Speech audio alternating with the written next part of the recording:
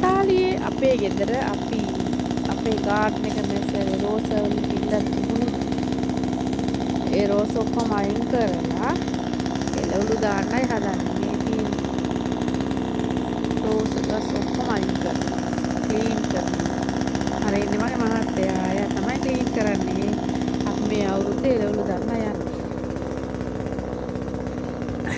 මේ තියෙන්නේ රෝස්. මේ රෝස් ඔක්කොම අයින් කරන්න යන්නේ. කළ ලස්සන ගාඩන් එකක් හදන්න යන්නේ. වෙජිටබල් වලින් පිරිණු මේ වලතික ගස් දෙක තුනක් මේ තියෙන පියාස් ගහ, මේ තියෙන චෙරි ගහ, මේ තියෙන ඇපල් ගහ, මේ තියෙන අල්බිකොක්කා.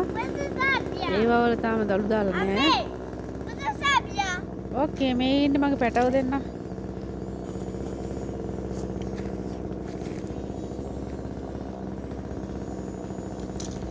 මේ ඔක්කොම රෝස මේ පළතුරු අවකාඩෝ මේ මොනවද නෙස්පෝලේ ගහක් මේ තියෙන්නේ දෙලුම් ගහක් දැන් මල් පිපෙන කාලෙන් එන්නේ. එතකොට මේ වගේ දළු දානවා. ඊට පස්සේ ලස්සනයි ඉතින්. තාම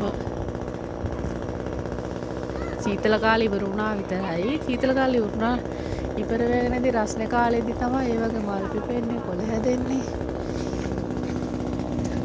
හෙල්ප් එකක් ඕනද?